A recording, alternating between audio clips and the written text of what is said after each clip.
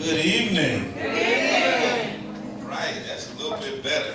Before we get started, I do this so you can get to know somebody who's sitting next to you or who's not sitting next to you. I need for y'all to just get up real quick. Go shake hands and introduce yourself to somebody you didn't come here with. Come on. Introduce yourself to somebody you didn't come here with. Tell them a little something about yourself.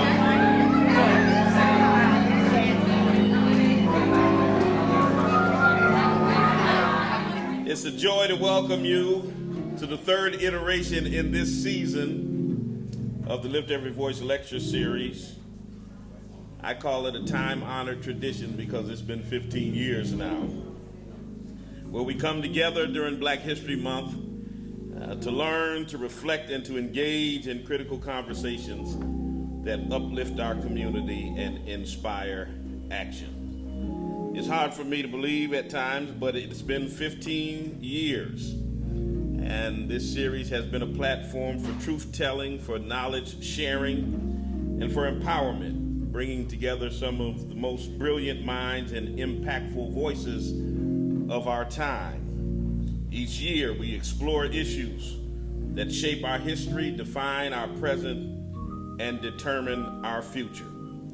Of course, this event would not be possible if it were not for our generous sponsors. And I want to take a moment to express our gratitude and for you to help me to celebrate those who have helped us to bring the dynamic speakers that you are going to hear and to sponsor this series: the Davis Foundation, Mass Mutual, Bay State Health, Springfield Cultural Council, MGM Springfield, and the Springfield Urban League. Why don't we take a moment and celebrate and give a round of applause for our sponsors, thanking them for their investment in education, culture, and civic engagement.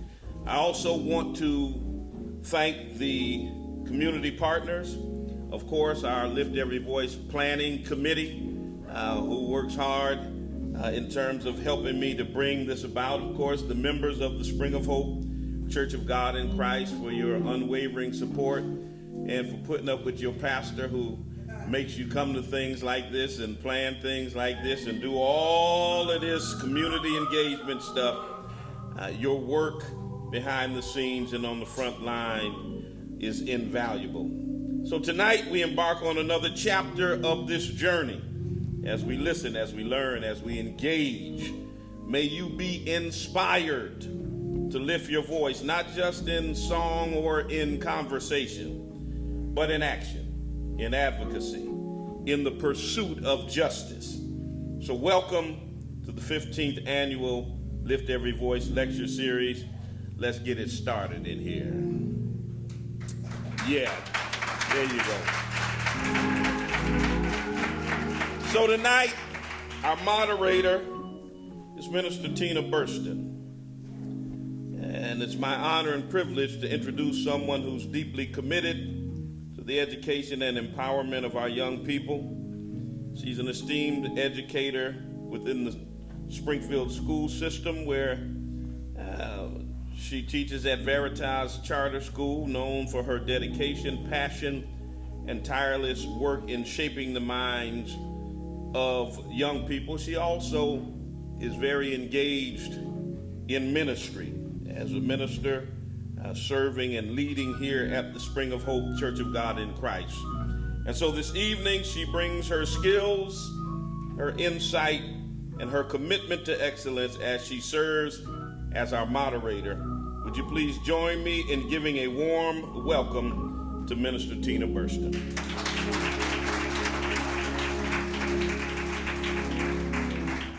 Thank you, Bishop, for those kind words. Now give yourselves a hand for coming out tonight. Give yourselves a hand for coming to not just be entertained, but to join in and celebrate our wonderful history. We're going to go right into the program, and we always start the program by singing along the Black National Anthem. If you could, if you please, don't mind, stand to your feet. We're going to sing And then after that, we will continue into our program.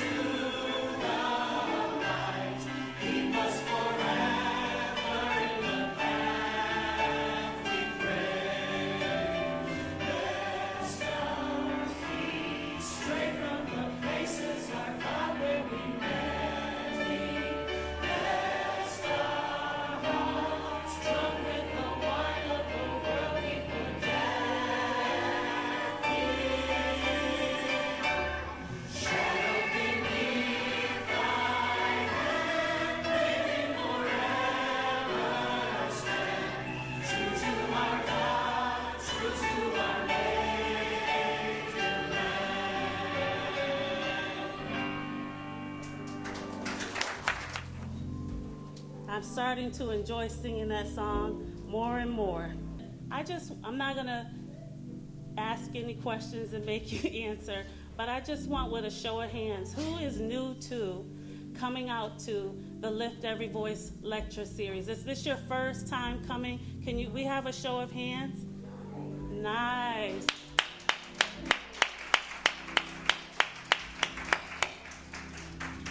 So I'm not trying to kill time, but what we have had to feast on for the first 2 nights of the program, we had a word that came to talk about hip-hop being the most powerful voice or powerful tool to reach the people. We had an entertainer, activist, turn the pulpit into an impromptu concert. We had a wonderful time. You guys missed out on a beautiful black man who loves the Lord and who loves teaching and is very skilled when it comes to rhyme and rap. I got some people back there throwing up a fist. And we had our first night opened up with, I don't want to say her name wrong, but our first night we had Dr. Whitney Battle Baptiste. And for me, that night it turned into a moment where you sit down with your family, and all of a sudden the rich auntie walks in, or the seasoned auntie walks in, or the grandma. We had a very heartfelt moment with her sharing her experiences as a professor and her travels as an educator. And she turned the sanctuary into a cafe-style conversation as she gave us gems and nuggets. And it was a beautiful feeling. It felt like we were engulfed in a very unified family conversation. So tonight, we don't expect anything less but a beautiful night, because so far, God has been good. And this Lift Every Voice lecture series has been around. This is the 15th year. Everyone that has been supporting, there are people who have spoken, been keynote speakers twice, so that speaks volumes that people want to come back and participate. We've had wonderful artists who've shared. So you guys, you're in for a treat again tonight. And so I'm going to move ahead. If I am looking at her, I don't know, but Lynette Johnson, no? Okay. She's on her way. So we'll go ahead and we'll move a little forward, and I hope they're ready. I'm very proud to have them here. They are the students of Veritas Prep, where Miss Orlane Ortiz and I both teach ELA and math, and she does double time, and she is also the dance teacher. So we're going to prepare, and we're going to support, because I can tell they're a little nervous, but they're going to do awesome because they have an awesome teacher. So we're going to give our hearts. We're going to push them, pump them, get along with them. I know a little bit about what she said we're in store for. So when they get started, we're not going to be shy. We're going to encourage them with whatever they're asking to do. So at this time, let's give a nice round of applause for the Veritas dancers as they get ready to come to the stage.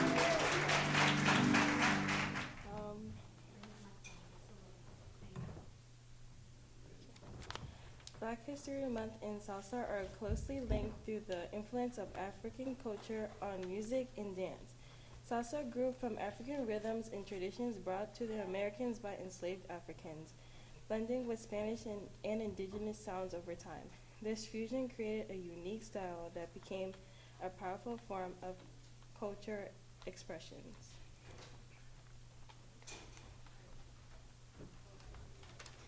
Key pioneers in the salsa music include Tito Puente, also called the King of Latin Music, and Celia Cruz, the Queen of Salsa, both of whom helped bring salsa of the world to the world stage. To the dance side, pioneers like Eddie Torres, known as the Mambo King, shaped salsa dance and made it popular worldwide. These artists not only honored their African roots, but also paved the way for future generations to embrace salsa as a celebration of identity, struggle, and joy. Their contributions are a testament to the resilience and creativity of Black and Afro-Latin cultures. Today, we honor the memory of Wilson Manyoma, who passed away last week, February 20th.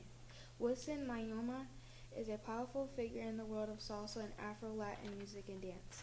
His contribution to salsa's music, particularly in the Afro-Colombian scene, is a testament to the richness of African culture and its influence on salsa. Manyoma's work honors both his African roots and the cultural fusion that defines salsa today. Wilson Mayoma is known for blending traditional Afro-Colombian rhythms like those from the Pacific Coast with salsa, creating a distinctive sound that celebrates the African heritage in Latin American music. By doing this, he helped bring greater attention to the Afro-Colombian influence in salsa, which has often been overshadowed in mainstream narratives.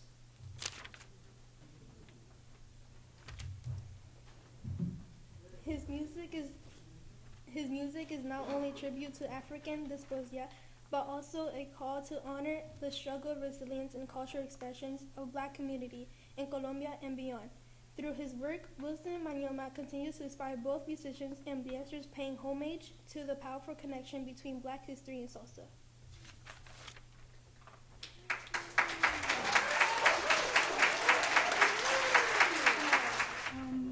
So give it up for our readers. They were really nervous.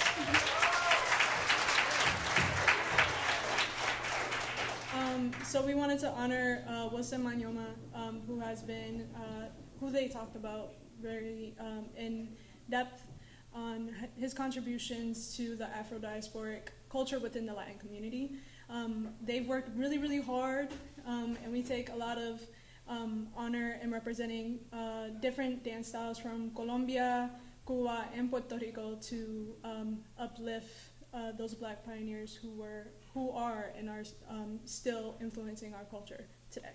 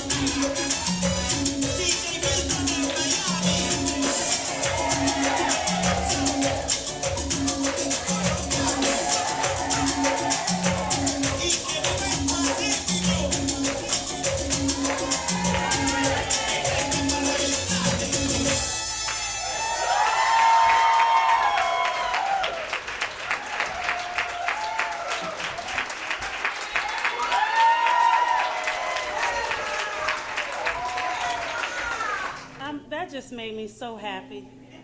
It really did. That gave me so much joy. Thank you so much, Veritas Dance Team. And Miss Elaine, thank you for saying yes. That was very inspiring. And Black folks are in everything. We everywhere. All right, give yourselves a hand one more time.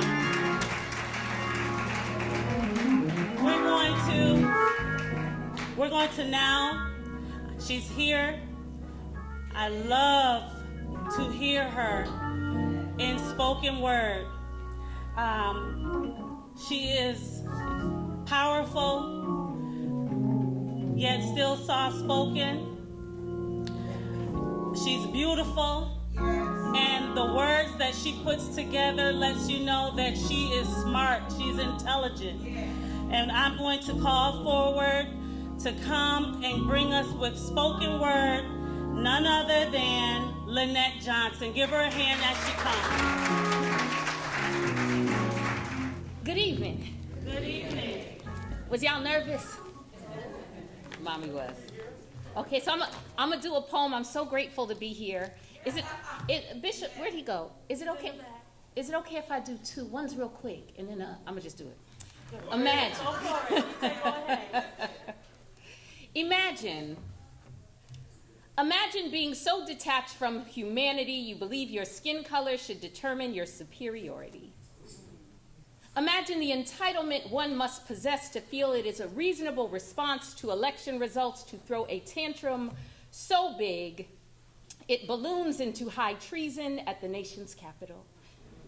Imagine an absence of purpose so grandiose you do things like make up new meanings for words and try to convince folk woke is a cuss and equity is racist. Imagine such a perverse understanding of scripture you believe every child deserves to be born, but not all children born should be entitled to food, love, or safety. Imagine being bogged down with such weighty ignorance you elect a convicted felon to the highest office in the land and allow him to tell you he's going to protect you from the real criminals who are brown and undocumented. Imagine a history and a legacy so saturated with unimaginable evil. You have to ban books so your children won't know there is no chance they will be meeting any of their ancestors in the heaven of Jacob, Solomon, and Paul. Imagine a void so tremendous, an existence so pathetic. Imagine a life so hollow, so unimaginative, so unfulfilled. You need to blame an entire group of people for your abject mediocrity. Imagine how afraid they must be of black folk. They not like us, but they want to be. Imagine believing you could remove resources from black folk and we won't see it as a challenge. Imagine the prayers of our grandmothers ain't still serving as shield and covering. At no point in history have we relied solely on the kindness, investment, permission, agreement, endorsement, or participation of the global minority to resist, to build, to create, to fellowship, to love, to survive and flourish.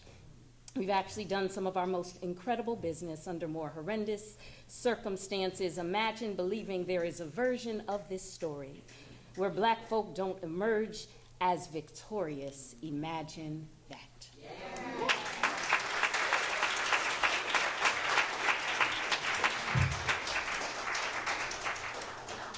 Thank you. This next poem is sweet. Black History Month. Black History Month is when we traditionally recite an exhaustive list of names of black contributors, ancestral and present, known and forgotten, people who made the world better, easier, filled us with hope, scientists and shamans, farmers and inventors, politicians and artists, educators and mathematicians, martyrs and warriors who would never live long enough to revel in the spoils of their battle. Sometimes we will flash grainy black and white photos and film footage of civil rights activists, and we all pretend that was a lifetime ago. That society has evolved significantly since all that ugly stuff. Then someone would provide a righteous quote that would make everyone feel they were seated on the side of history they would be proud to acknowledge in the future. We all pause to marvel at their grace and ingenuity, the builders, the doers of the impossible. They gifted us their genius, took divinely guided and measured risks, stood for something, sat for something, kneeled for something, died for something, pushed against barriers, disrupted and dismantled, climbed walls they couldn't burn down, reminded the world of the stuff we been knew, what black folks been knew. Brilliance and bravery and passion and innovation ain't a rare occurrence in black people, matter of fact. It's pretty much a requirement. If you plan to exist and be black at the same time, you're gonna need some audacity, some humor, some skepticism, some spice. How in the world could you explain a people who have been told every feature on their face was hideous, smiling with delight at their own reflection? How else can we account for all the somethings made of nothing? The connection to worship and ritual that was interrupted, stolen, buried, and demonized, and yet still remains. Pulitzer Prize-winning authors whose grandparents were not permitted to learn to read. Scholarship and achievement in institutions where we were initially only allowed in to clean or serve. Healing others in spaces where we may have been turned away to perish. Upholding laws written before we were factored as full-fledged human beings. Explain the recipes. The dance, the English language, bent, not broken, reformed with rules and parameters still valid, effective, legitimate, and borrowed by everyone. How could you explain the way we recognize each other? Greet strangers with familiarity, see hints of family and shared features. The way we continue to lend and build and enlist, invest, risk life and limb, the way we too sing America, pledge allegiance, protect and serve, lift every voice, and believe deep in our hearts that the not-so-distant future holds a space for us to study and salute and examine the past accurately and critically, the lows as well as the highs. It is patriotic to participate in the celebration of Americans, is it not? We are the spice, the electricity, the richness of the soil, the fragrance in the wind. We had a little something to do with everything. Black history is American history. It is world history. It is present and it is future. Thank you so much.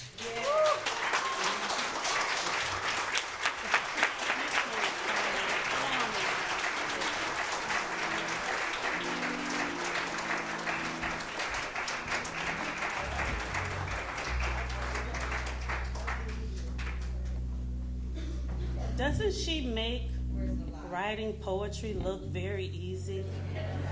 The way she just flows and speaks so sweet. It felt like I could do it, but I've tried, I can't. So we're not gonna act like that was something that is anybody could do it. We're gonna give her another hand because not only is she using rap in a softer way, it's a powerful tool.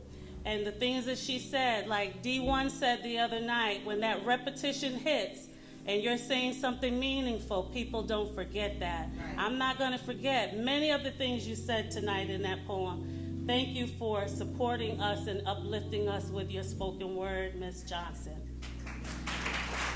We're getting ready to have Bishop come back out, and he's going to give us liberation through literacy, building a culture of reading in the black family.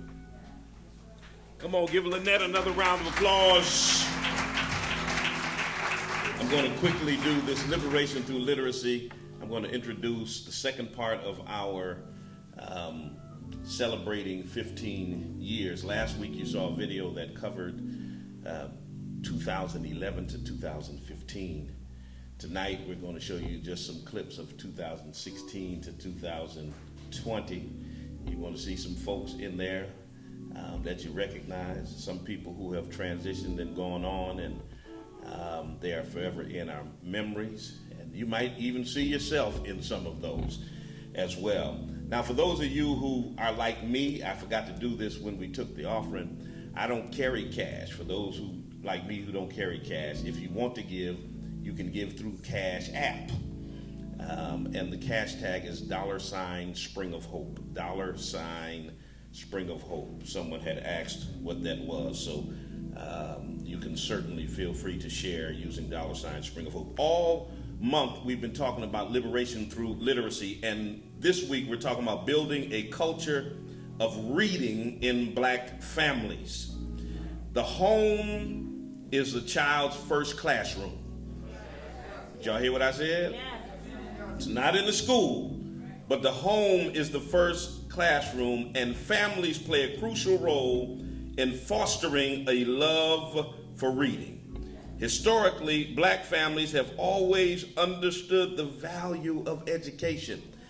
And one thing that has always puzzled me is how we went from being people who were forbidden to read and had a thirst to read to folk now that we have every opportunity in the world, we don't read nothing at all. It's quiet in the building. Ask your neighbor, what's the last book you read?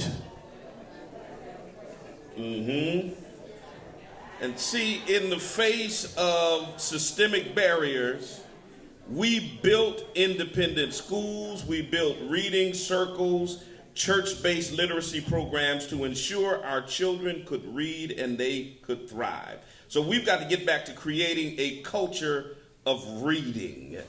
And so here's what we need to do, black families, in terms of our action steps. First, we have to curate a diverse home library. You ought to have a library in your house. There's no room in my house that you can go and not find a book. You got to curate a library. You've got to include books on varying reading levels so that everybody in the family, from the toddlers to the teens to the adults, has access to age-appropriate material. Number two, you got to host family reading nights. I know my children, I got on their nerves because I would tell them, read that and write me a report. I'd say something to them and they'd ask me a question about it. I said, good question. Go look it up and come back and tell me what it is.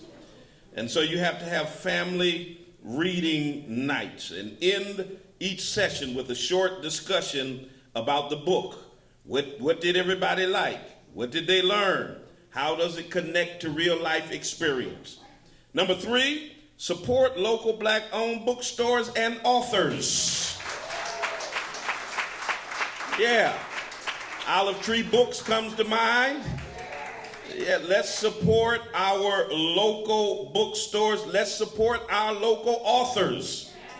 Yeah, we got some among us.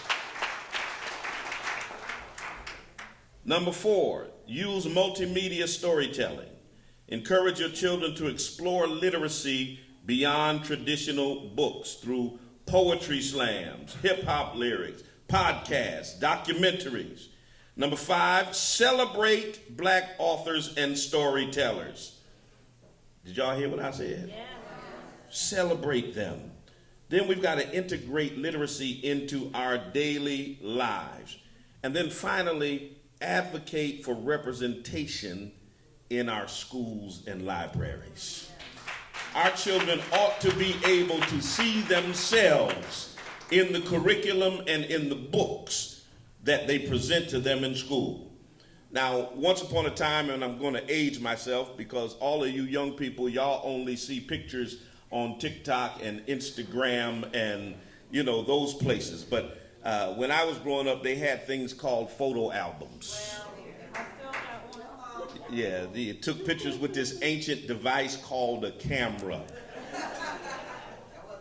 And then you didn't see the picture immediately. You had to go and have the film developed and wait a couple of weeks and then go pick the pictures up. And then you put the pictures in a photo album. And the thing that was consistent, anytime, whether you were a child or an adult, you pick up a photo album, they automatically gravitate to the pictures that they're in. Did y'all see that? That's me. You ought to be able to see yourselves in the books and the curriculum that is presented, and we ought to be the ones who stand up and demand that we are present in everything that our children are taught. All right? Everybody say liberation, through literacy. Turn your attention to the screen. We're going to give you 2016 to 2020 of the Lift Every Voice lecture series. United we stand, divided we fall. Things work better together. Stand for one and for all. Even when we're hurting, things don't seem right. We can make a great difference if we stand up and fight. Stop the shooting and killing each other. Let's spread the love of Jesus and go to heaven together. Martin had a dream that things would be fair, not by the grade of our hair, color of our skin, but the love that's within. Here's a thing that we'll do. You can lean on me, I'll lean on you. We will get through. United we stand, divided we fall. Things work better together. Stand for one and for all. Even when we're hurting, things don't seem right. We can make a great difference if we stand up and fight. Yeah, the Bible says man's days are few and full of trouble. And I venture to say it's even worse for a black man trying to escape the hypocrisy in the U.S. and lower statistics. Listen to people telling us you blessed, while dreams are getting shattered, daily gold dust. In the land of the free is subjective, not what they told us. Social injustice, inequality, and lack of compassion have turned every black man into Michael Jackson. This is it, they're making us want to scream. How they turn around and accuse us, we're their Billie Jean. But if we stand united, there's no way they can divide us. We must lift up our voice and stop expecting change in silence. Collaboration of a peculiar and holy nation. Instead of hate, we should use prayer as motivation. The clock is ticking, time is almost up. It's time to stand up and fight before we're always stuck. Fellas, United we stand, Yes, you stay. divided we fall. I know it may be Things work hard. better together. Stand for one and for all. Even when we're hurting, things don't seem right. Now's the time. We can make a great difference if we stand up and fight. Stand up. You just stand. Oh, Stand up for what's right. Stand up, win the fight. stand up for righteousness. There's a war being waged against our community, but we will prevail if we stand up in unity. Stand up for what is right. Stand up to win the fight. Stand up for holiness. My dear brothers, the enemy has worked overtime to divide us. Through this nation, he's tried castration, lynching, miseducation. We were taught to hate ourselves, to look at ourselves through tainted lenses. They put us in prisons, devalued our intelligence and moral worth. They considered us inferior, tried the poisons of self-hatred, distorted history and false standards of beauty. They told us we were ugly and stupid, slow, dim-witted, and worthless. But if we hold on to God, we'll realize that we're valuable. If we weren't so valuable and didn't have the potential to be so powerful, the world would not be so bent on exterminating our very existence. So I came to tell you that we may have struggles, there may be hardships, but day by day, one step at a time, we push to survive, we continue to work, we learn how to thrive. We have to ease our egos, preach to our pride. There is a way against these odds, and it's through our God. Our crowns are made of gold, our resilience like stone. We are kings worthy of abundance, the greatest warriors this world has known. It's not what they call us that makes us like pure gold. It's the gift we are that makes us special. We are fathers, uncles, brothers, cousins, sons, nephews, husbands, and friends. We are the reason our people will never accept defeat again. We keep our heads up high, although deep inside sometimes we want to cry as they try to keep us chained and bound, cutting off our feet, trying to keep us down. Yet we stand up for our women, for our children, our communities, and our friends. We stand tall as examples and as a legacy to other young men. No man, no woman can stand on your back unless we lay down on the ground. Our people need us to lift up our voices together and make a certain sound. The sound of peace, justice, unity, and love. A sound echoed with passion and empowered from our Creator above. The sound of iron sharpening iron, men protecting, fathers directing, brothers respecting, and all of us expecting our children to rise, our wives to smile, our families to thrive, our neighborhoods to be safer, our situations to get better, because we are brothers together, holding each other up, supporting each other, loving each other, defending one another, and staying connected to a God that has anointed us, appointed us, lifted us, gifted us, empowered us, inspired us, saved us, raised us, and made us to be men of integrity, men of character, men full of the Spirit. We've got dreams in our hearts, visions in our minds, a charge to keep, a God to glorify, a sermon to preach, a song to sing, a way to walk, a trumpet to blow, a life to live, a family to raise, a world to change, because we're the head and not the tail. We're above and not beneath. We are directed, protected, selected, born to win, chosen to conquer. Come here, MC Hammer, we're too legit to quit. Come here, Rakim, we ain't no joke. Come here, LL, oh, we're bad, because united we stand.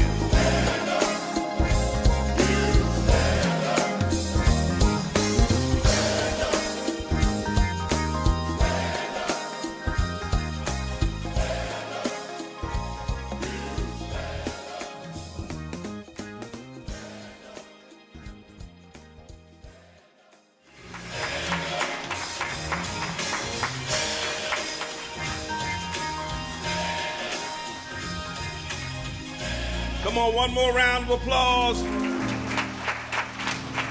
Anybody was here for any of those? All right, all right, all right. Well, now comes the moment where we hear from our keynote speaker. A round of applause goes right there.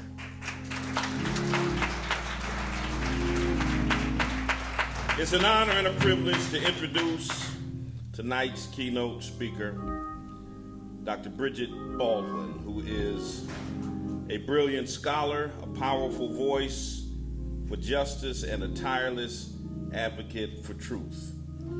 She's a distinguished professor of law at Western New England University School of Law, where she's made an indelible impact through her expertise in critical race theory, constitutional law, and social justice. Her groundbreaking scholarship challenges the very systems that perpetuate inequality, while her dedication to teaching empowers future generations of legal minds to not only understand the law, but to use it as a tool for transformation and liberation. Dr. Baldwin is more than just an academic. She is an activist, a community leader, a courageous truth teller.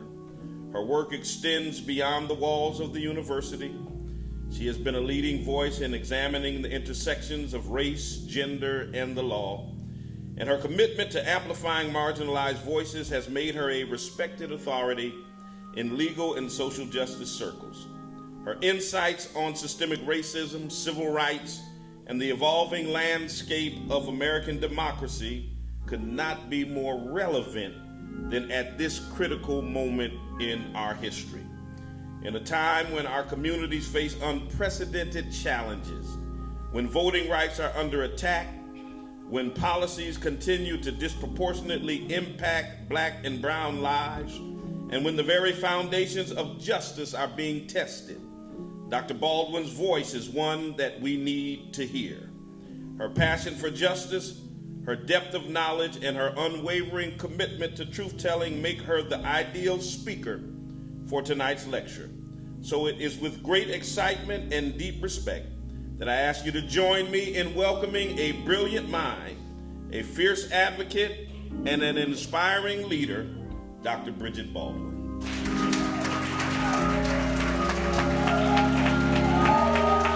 The MC, she set the bar really high for me today. I'm not gonna rap, I'm not gonna dance, and I'm probably gonna talk a little bit too much because as he introduced me, I am a lawyer and I am a professor. I'm probably the only one that came with a slide deck. So I want to first start off by thanking you all for coming out to listen to me. I want to thank the Springer Hope Church and Bishop Swan for inviting me today. And I just want to share my thoughts on what social justice lawyering is and how that has been shaped by critical race theory and diversity, equity, and inclusion initiatives. I consider myself a social legal scholar in examining how laws and policies impact our world today. So what I hope to share... Bishop? Oh, okay, there you go, I'm sorry. What I hope to share with you today is a lecture on systemic inequities and how they are shaped by critical race theory and DEI principles. So what is systemic inequity? Systemic inequity refers to entrenched and pervasive inequalities that exist within social structures, institutions, and systems which disproportionately impact certain groups.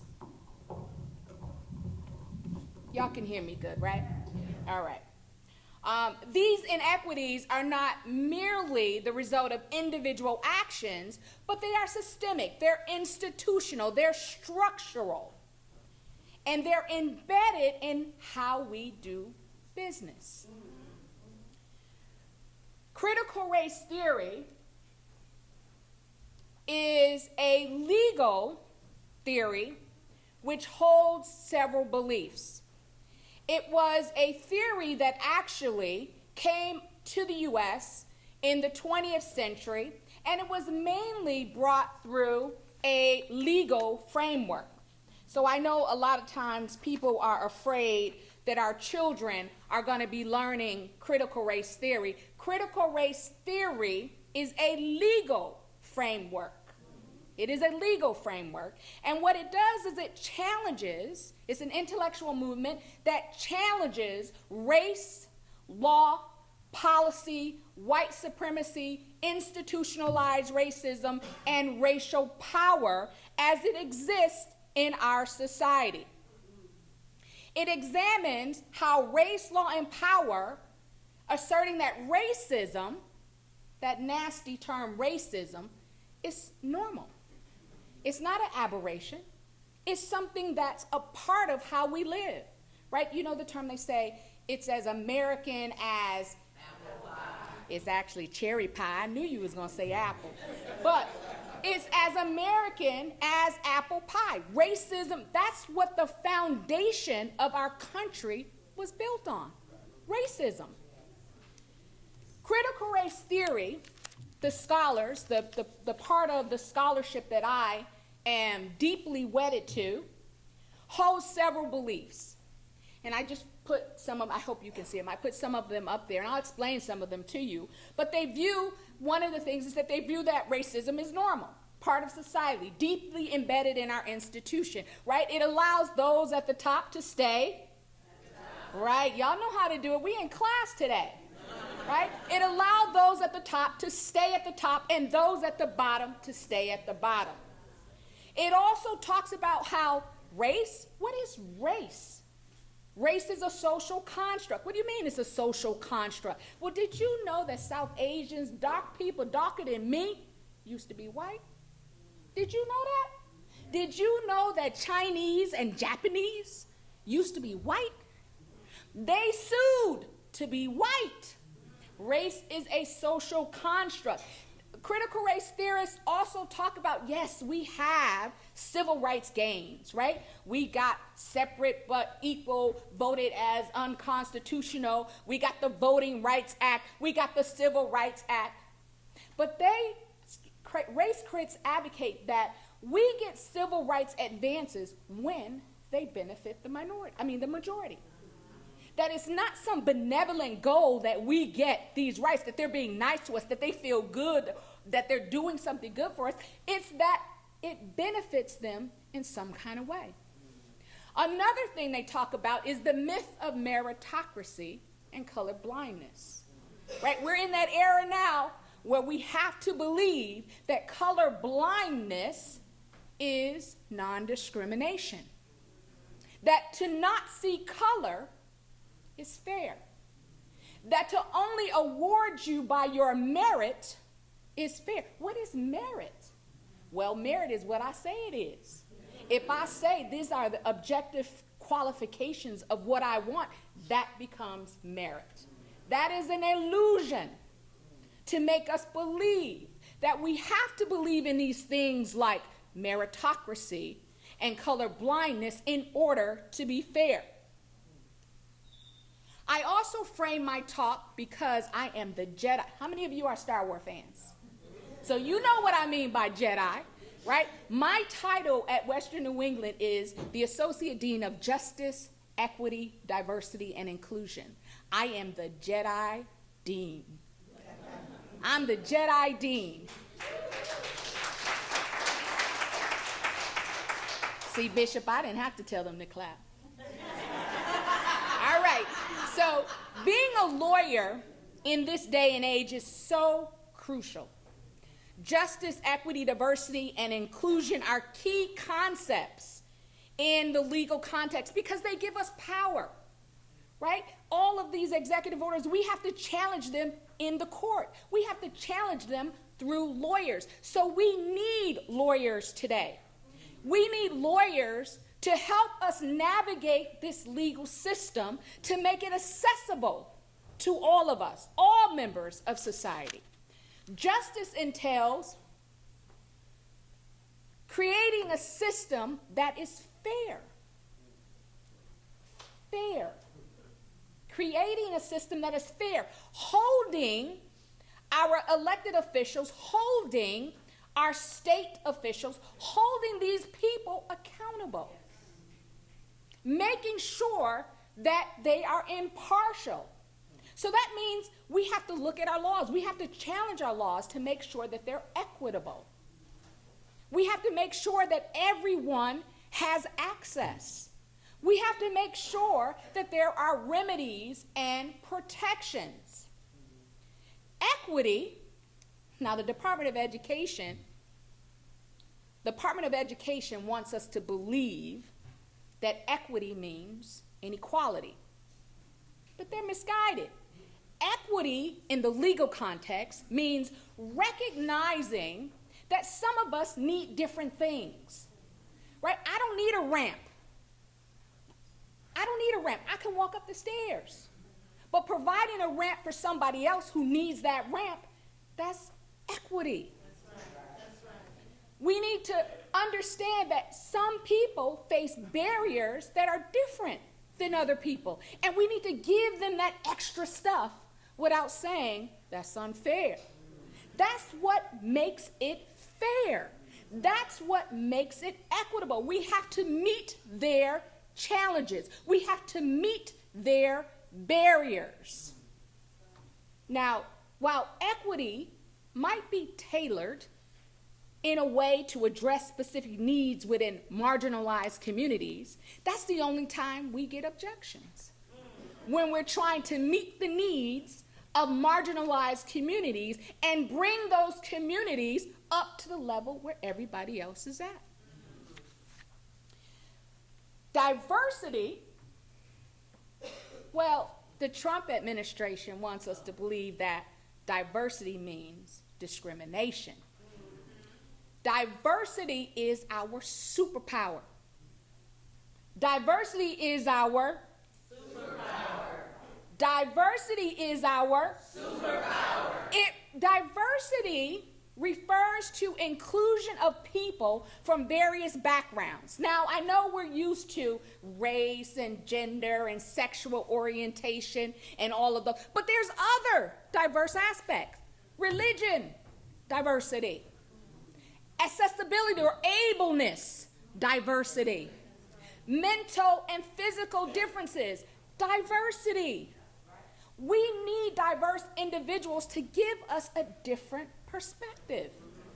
You don't know my background. You don't know what I think of things. I don't know your background. But if we come together, can you imagine what we can do? Because diversity is our superpower. All right.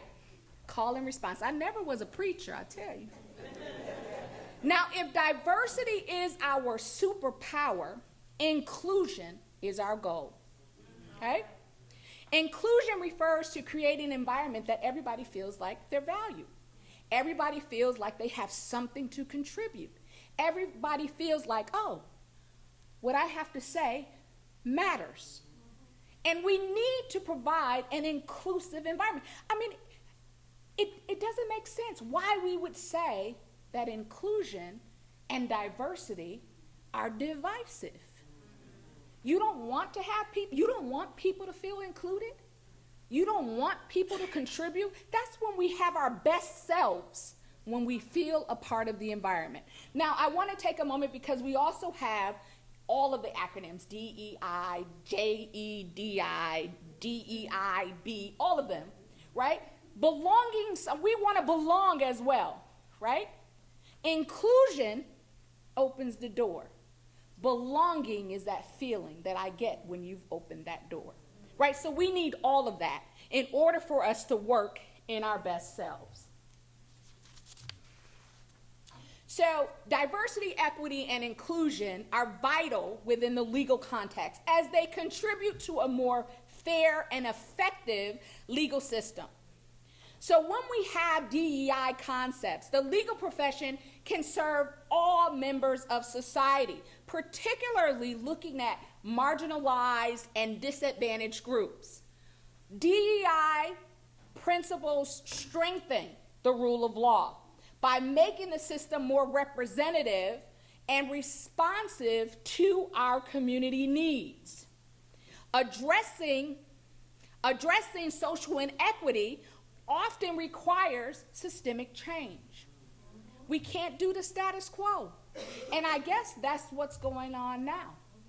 We're getting systemic changes with this new administration, right? They're interrupting, right, the status quo. I don't know if they are interrupting the status quo. Have we ever been a part of the status quo? All right, so by understanding and tackling systemic inequities, society can better recognize how disparities are reinforced, and then we can work toward resolving them, right? I put up here some of the implications of systemic inequities. We have to look at economic disparities, right? Systemic inequities often result in significant income and wealth gaps among different racial groups. For example, historically, African Americans have faced barriers to home ownership, access to capital, employment opportunities, and what does this lead to? Consistent poverty, reduced economic mobility. The Economic Policy Institute reported that, on average, black men make 73 cents on the dollar. 73 cents on the dollar. How much do you think black women make? Well, less than that. Somebody said 64. You close. 63, but 64. I'll take that penny. Right? 64 cents on the dollar. When we look at education, systemic inequities, it manifests through underfunding. And it manifests when we can't hire quality teachers. It manifests when certain schools are getting AP and IB classes and these other ones are barely getting English and spelling. I think English and spelling might be the same thing, but you see what I'm saying, right? According to the U.S. Department of Education, predominantly black elementary and high schools, the lower level schools, were underfunded by $23 billion compared to white institutions. When we look at graduation rates, black children graduate at 79% compared to white children who graduate at 89%. And then let's not forget about the school to prison pipeline. The school to prison pipeline is pushing our children out of the classroom and into not just juvenile facilities, but actual criminal justice institutions where they're being prosecuted as young as 10, 12, 11, 13 for adult crimes. This pipeline program prioritizes incarceration over education. The U.S. Department of Education also spit out another a statistic that black children are 3 times more likely to be suspended over white children. And this phenomenon illustrates how systemic inequities occur, right? They treat our children as if they're automatic criminals. I remember, sidetrack from my notes here, which lawyers do all the time. We got to tell you a story. My son was at school, and a kid had accused my son of something that I can't really remember, but it resulted in the school wanting to open up my son's phone. And so they proceed to threatening him about how he's going to get in trouble if he doesn't open that phone and he doesn't do this with that phone. And my son called me. And I said, put them on the phone. I said, that phone belongs to me. It's in my name. And he's just borrowing it. Right?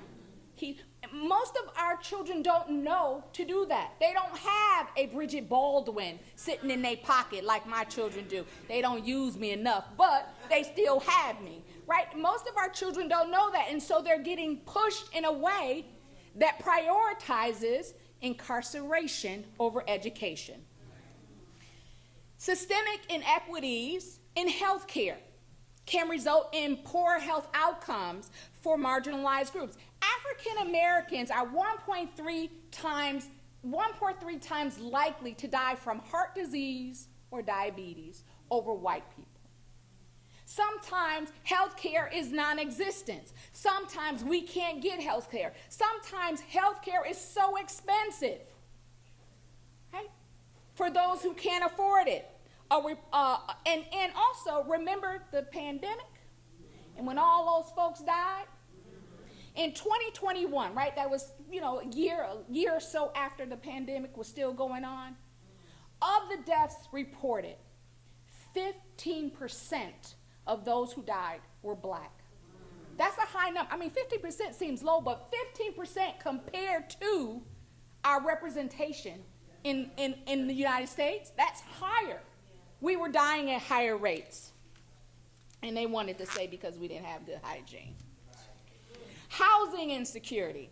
Systemic racism in housing manifests through practices like redlining. You remember redlining, where we couldn't get mortgages, we couldn't get home insurance. They wouldn't let us do anything to get wealth, right?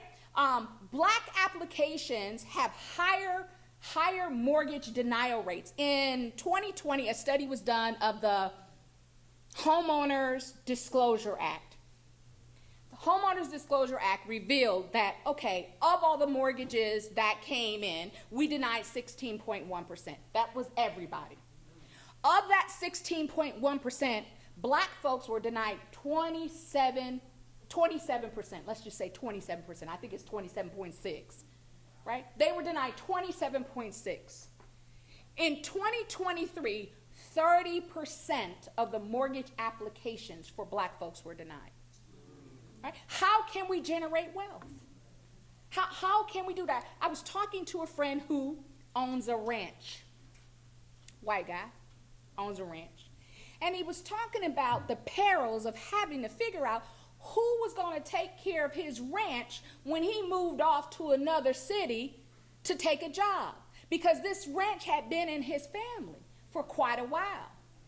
And he was wanting to share that woe is me with me. I'm not sure what I offered to him when he told me that that farm had been in his family, or that ranch had been in his family since 1860, when my folks, all right then, criminal justice system, racial profiling, over-policing, harsher sentencing, higher rates of incarceration, and discrimination, particularly affecting our communities of color. Particularly impacting our communities of color. Before I was a professor, I was a criminal defense lawyer. I worked in New York City as a criminal defense lawyer. You would have wanted me as your lawyer. I only lost one case. I was pretty good at it.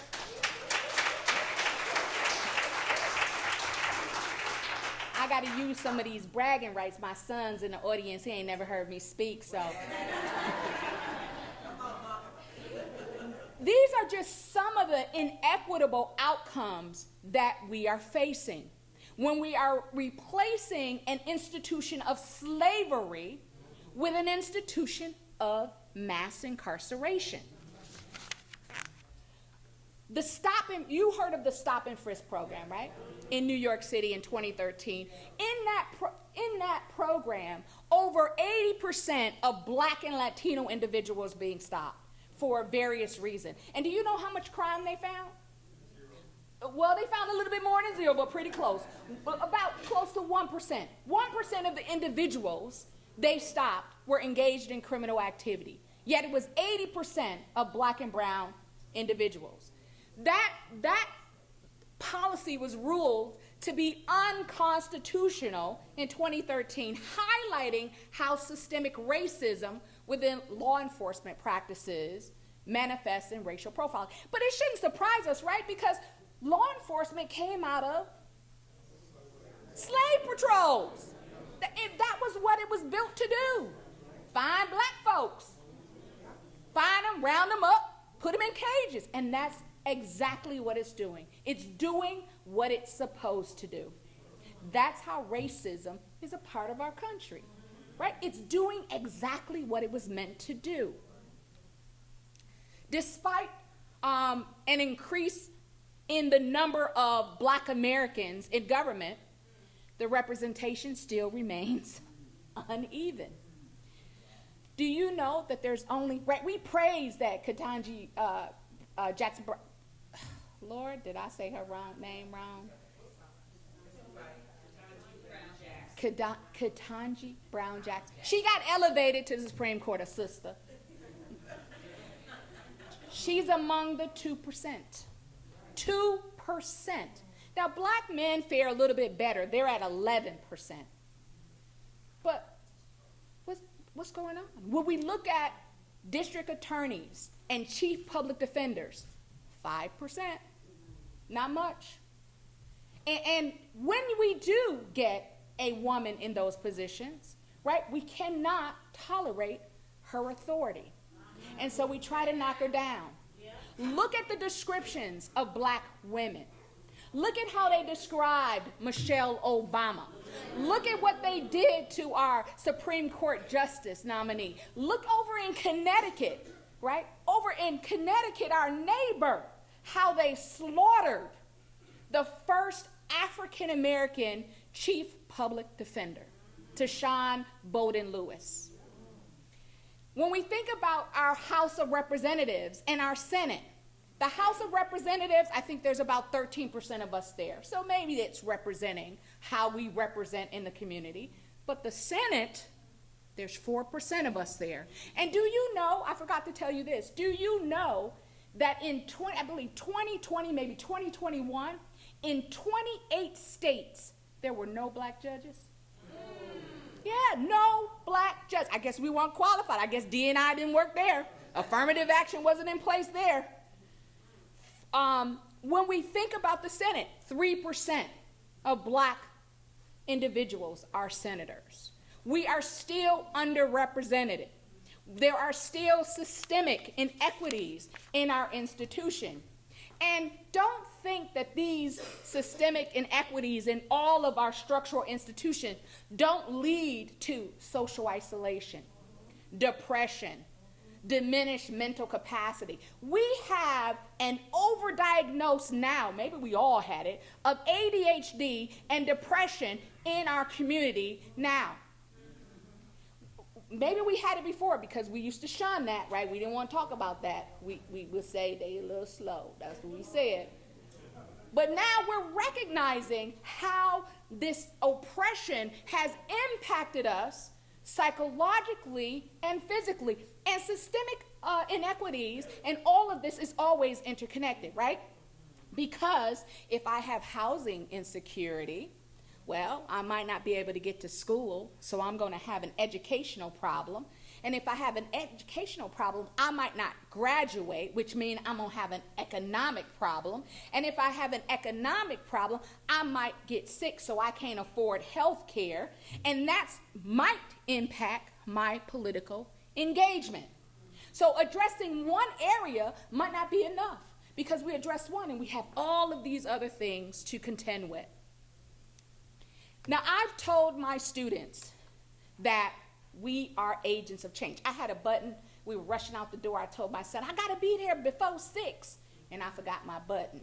But I often tell my students that you are agents of change, that it's up to you to change the system. Not just changing the system for you, you need to change the system for everybody. Right? When there is an injustice, it's an injustice for all. We are in a church, and I know the churches have ideals about the LGBT community. But an injustice to one is an injustice to all. If they can do it to the LGBTQ community, they're going to do it to us.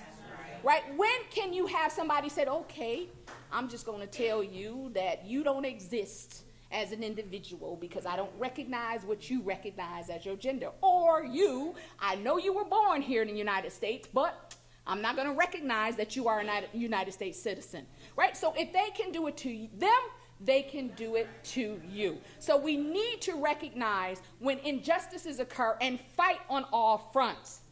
The law is deeply rooted in our economic, our social, and our political worlds. And so we have to be agents of change to pursue social justice for everyone. Now I'm going to actually get to the main talk. I told you lawyers and professors, they talk a lot. But I promise you, I don't, you know how, what do they say? I won't be before you long. Okay? Social justice lawyering is a model of legal practice dedicated to advocating for marginalized individuals, and you are familiar with it. It's an advocacy that involves addressing systemic issues across all the board. I know you're familiar with him. He was a social justice lawyer. This is Thurgood Marshall. Did you know his name was Thorogood, not Thorogood? His name was Thorogood. He changed it because they used to tease him. I would have teased him too. But Thurgood Marshall was named, he was considered Mr. Civil Rights. And he's a prominent figure advocating for social change. He was pivotal in the Brown versus Board of Education 1954 case that said separate but equal in public education was unconstitutional. He used critical race theory and DEI strategies in addressing legal challenges, advocating for the rights of the marginalized. I'm sure you are also familiar with the NAACP, our very own NAACP Legal Defense Education Fund. They have been at the forefront of civil rights litigation since the 1940s. Some cases you might have heard of, Shelley versus Kramer, I think that was a 1948 case which challenged restrictive covenants. Do you know that people used to put in their deeds that you can't sell to black folks? You can't sell, and we had to challenge that. You can't sell to black folks. They were pivotal in the Grutter versus Bollinger case, which got overturned last year, but they were pivotal, which allowed affirmative action to continue and consider diversity as a compelling factor. And they are now at the forefront of these voter suppression cases out of Georgia, out of Texas, out of D.C. Charles Hamilton Houston, known as the man who killed Jim Crow, another social justice lawyer.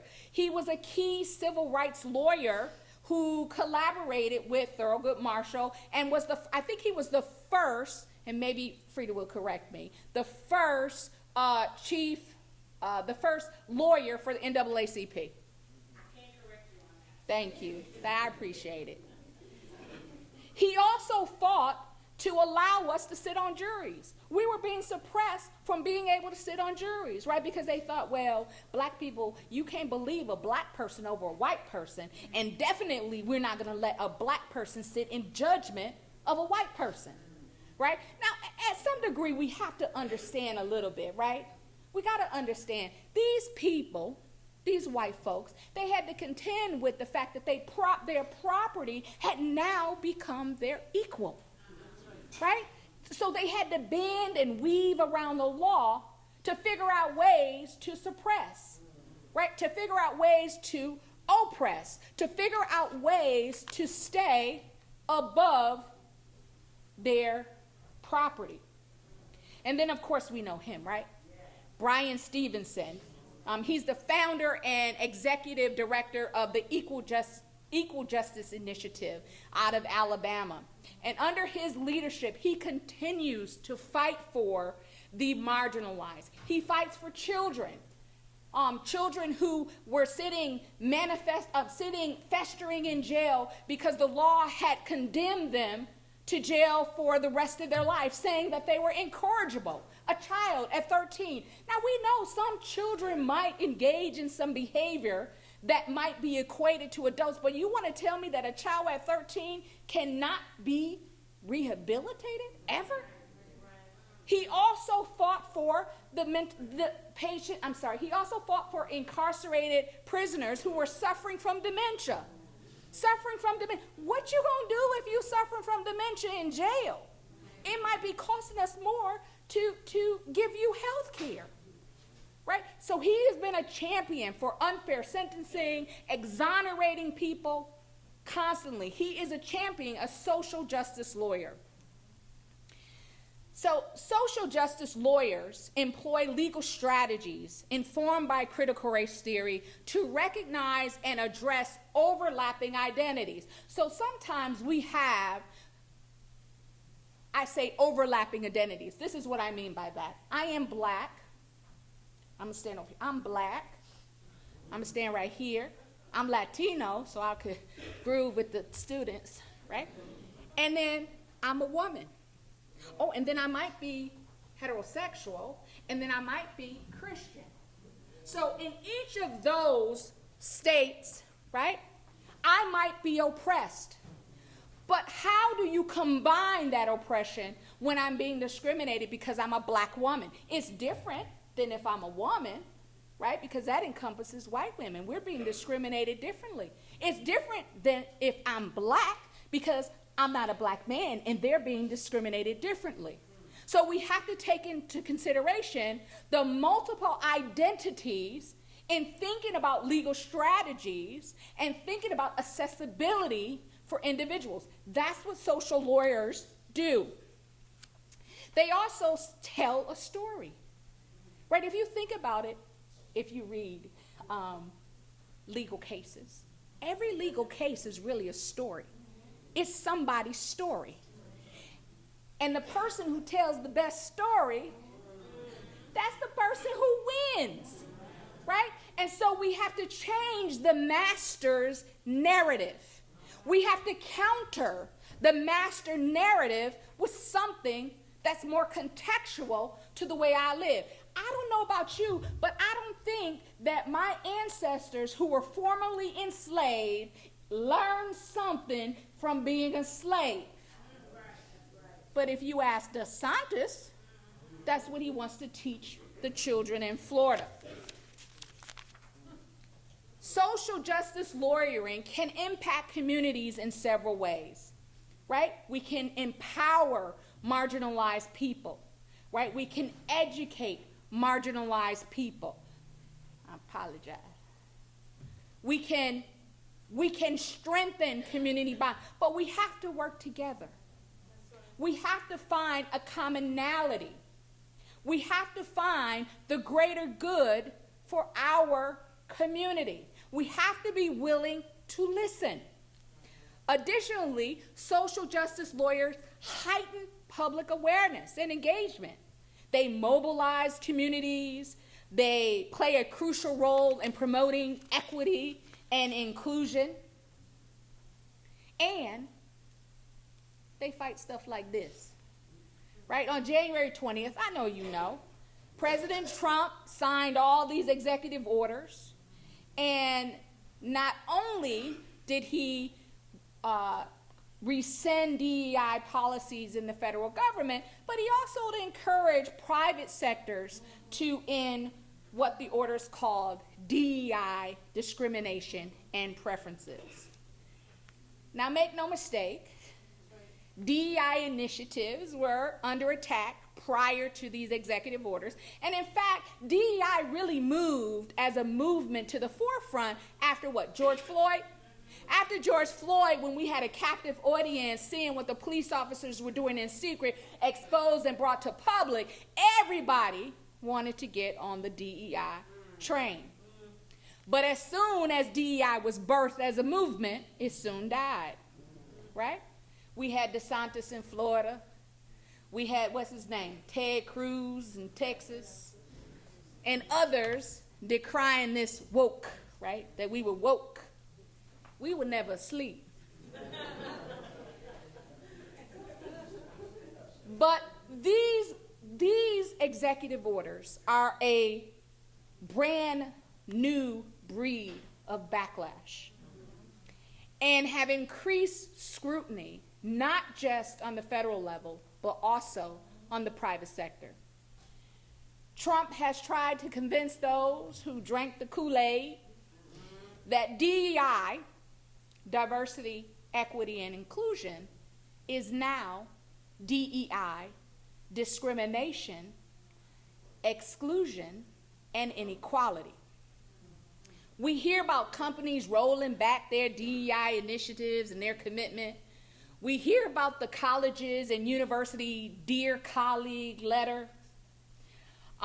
Social justice lawyers are filing lawsuits left and right to combat this. We need to be at the forefront. We need to show them, right? You hearing about all the blackout days. When's the first blackout day? The 28th. I'm glad y'all knew it. Extra credit. The 28th. Don't spend your money. Let them see. Let them see.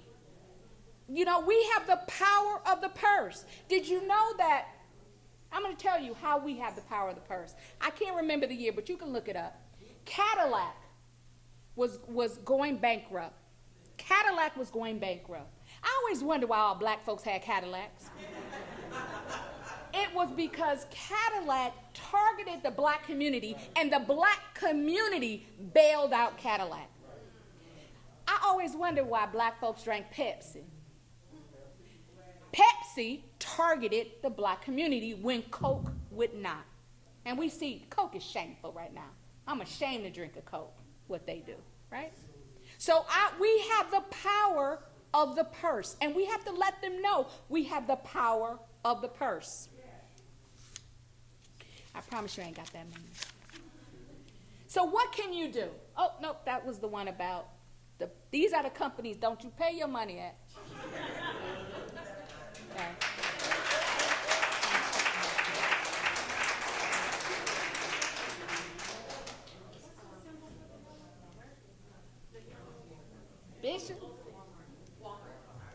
Bishop?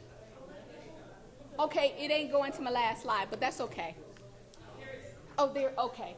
So what can you do as citizens or legal advocates in order to empower marginalized communities and promote justice? Legal and non-legal organizations can sponsor workshops and clinics to educate us. The School of Law does this mini law school. I think it's like $35, $40, where you could come for 6 weeks and learn about the law.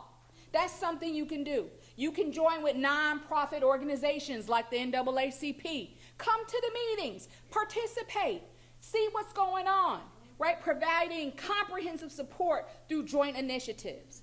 You can also get on social media or support your local media. How many of you read the Point of View newspaper? Y'all know I write an article in there, right? All right. Right? You can get involved, support our local newspapers, get on your social media platforms and talk about this stuff. We need to be engaged. We can also be supportive by joining in, if you are a lawyer or part of a law institution, offering pro bono or low-cost legal services to individuals. Did you know that the law school has placed 6 legal kiosks around Greater Springfield? Did you know that? No. Yes, they are. Those are there to assist you with finding legal help. We have a Center for Social Justice that you can come in and ask questions, and they'll direct you to where you need to go if they can't help you. We have a lawyer on board there. You need to know this. There's a kiosk. I think the closest kiosk that I know, I'm sorry, is Forest Park, but I'm sure there's one at, I think, MLK as well. Yes, MLK. So you need to know that. Spread that word. Get people involved. Collaboration and unity efforts are essential for meaningful change. I'm almost finished. So in conclusion, addressing systemic inequities through social justice and lawyering is crucial for achieving true justice and inclusion in society.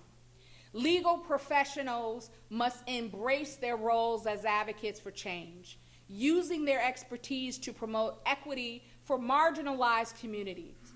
Active engagement in this pursuit is essential for dismantling entrenched barriers and ensuring every voice is heard and valued.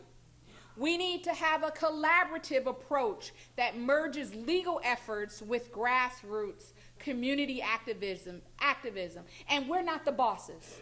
The lawyers aren't the bosses. The community is the boss. Clap on that.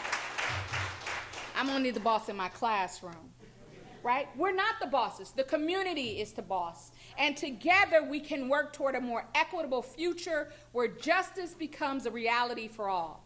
We have different voices, but we are one community. Thank you.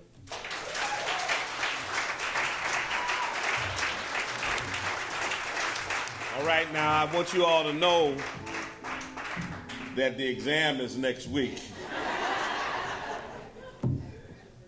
Come on, one more round of applause for Dr. Bridgette Baldwin.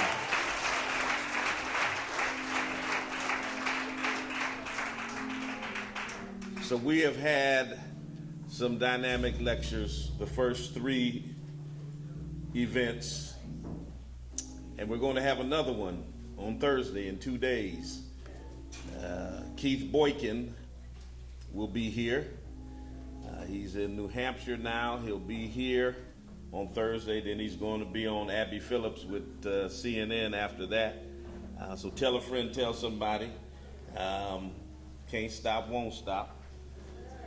We're going to keep on going. And we've got one more iteration. And we've got spoken word coming by Maurice Taylor. We've got song coming from Grammy-nominated singer Michelle Brooks Thompson. Will be here on Thursday. So you want to come for the conclusion of the whole matter. Our awardee tonight is Dr. Jacqueline Johnson.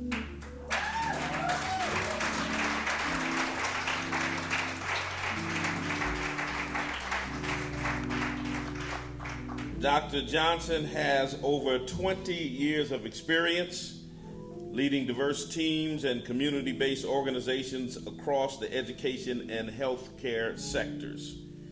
She currently serves as the Chief Facilities Expansion and Sustainability Officer for Caring Health Center, and let me throw a plug in there. Caring Health Center was founded by my dad, Fred Swan, and it is currently run by my cousin, Tanya Barber. It's a federally qualified health center, and throughout her 16 years at Caring Health Center, Dr. Johnson has held various leadership roles, including Chief Operations Officer. In addition to her work at Caring, she has been an adjunct faculty member at Bay Path University for 9 years, teaching both undergraduate and graduate courses. She serves as the Vice President of the Springfield Technical Community College Foundation Board. She's actively involved in several other boards, contributing her leadership and expertise to a variety of initiatives. Prior to her work in the healthcare sector, Dr. Johnson's earlier focuses included youth development, justice-based advocacy, and the prison industrial complex. Her ability to understand and address injustice is informed by her lived experiences. Dr. Johnson's upbringing motivated and instilled in her an unwavering determination that has guided her educational and her professional journey. She has earned recognition at the state and at the national level, including receiving the Business West 40 Under 40 Award. I used to be under 40. Being recognized by Mass Live for her efforts in highlighting Black leaders in Massachusetts, and being named a Commonwealth Heroine by the Massachusetts Commission on the Status of Women and the Black and Latino Legislative Caucus of Excellence on the Hill.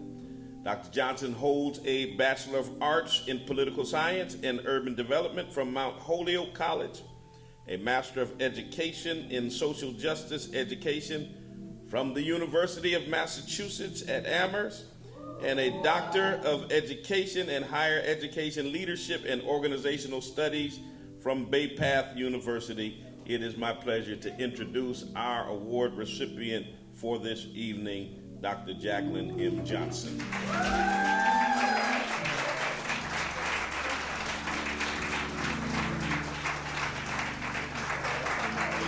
And this reads, Spring of Hope Church Lift Every Voice Community Service Award, presented to Dr. Jacqueline Johnson for outstanding leadership and community service, February 25th, 2025. Congratulations.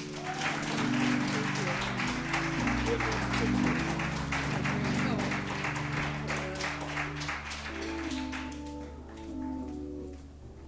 few words.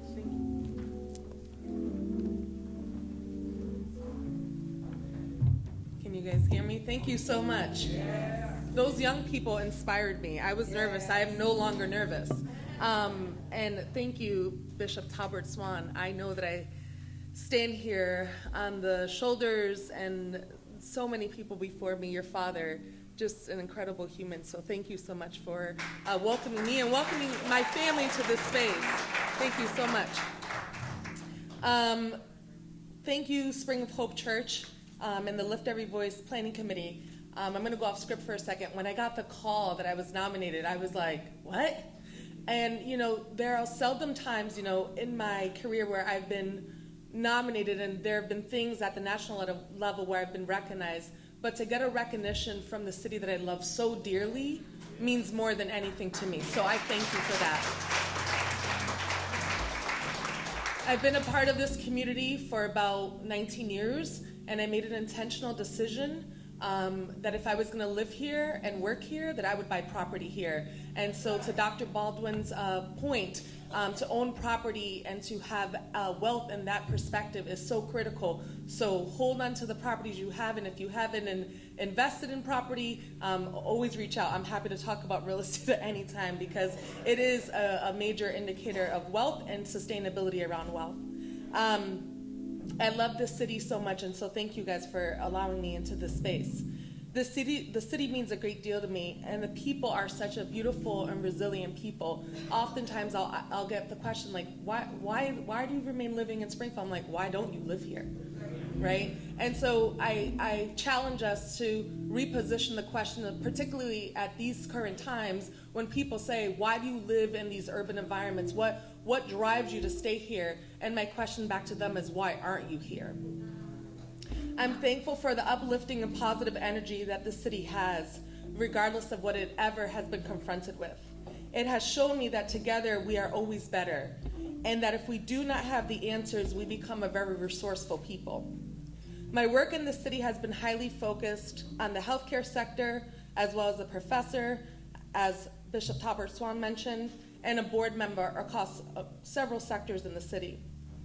As a leader in the city, the most important thing, or maybe not the most important thing, but a very critical point that I'll mention, that I want to extend to you all, is when you have the opportunity to pull up the chair or to lend a listening ear to somebody that you don't know, it could be life transforming. And so when we came into the space today and we had the opportunity to introduce ourselves to people we didn't know and to say hello, I thought, I'm in the right place at the right time. And I say that because so often we are trying to do the good or God's work, and sometimes it feels hard. And instead of it being hard, it's sometimes because we're doing it and it's duplicative. So I welcome you all to the challenge of joining in forces and doing it together, because together we are much stronger. Lastly, as I said at the very beginning, I do not take for granted the people who have come before me.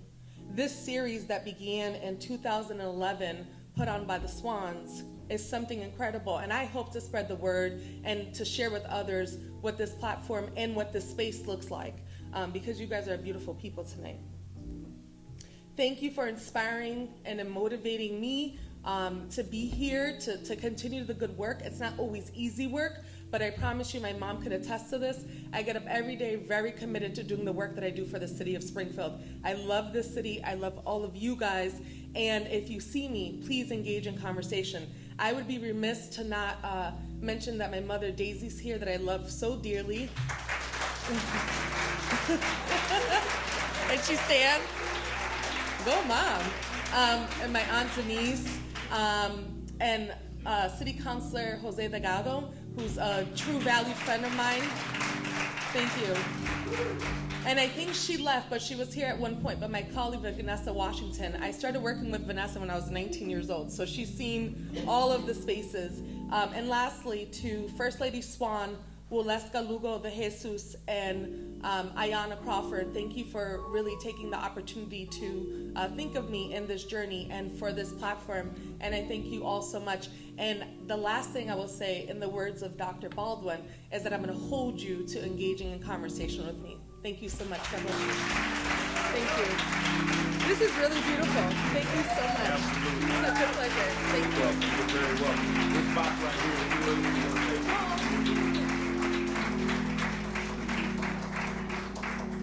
Come on, one more time.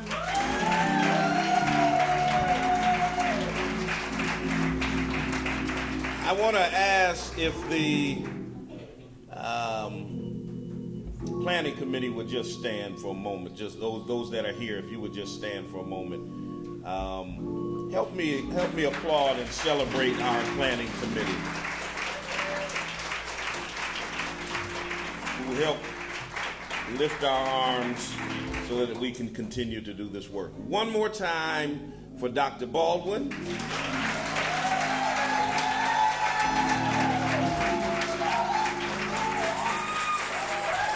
One more time for those beautiful dancers. One more time for Lynette Johnson. One more time for Dr. Johnson. And let's give a big round of applause for me.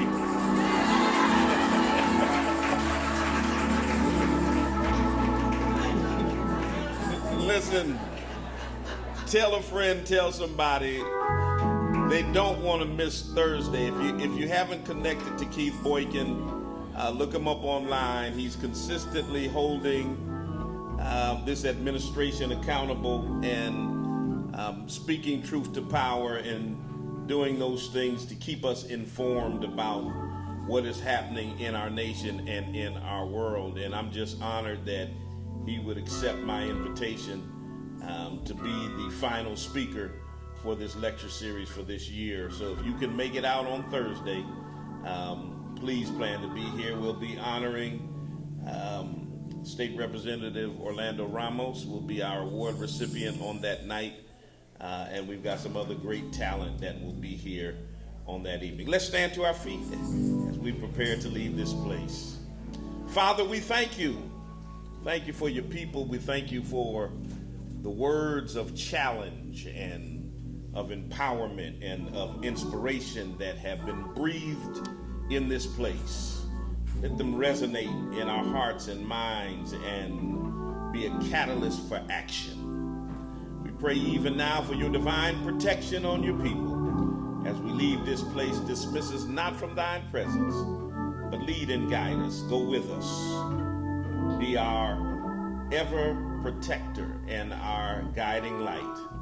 Now unto the King eternal, the only wise God, be glory, majesty, dominion, and power both now and forever. And everyone said, amen and amen. God bless you. Have a wonderful evening. See you on Thursday.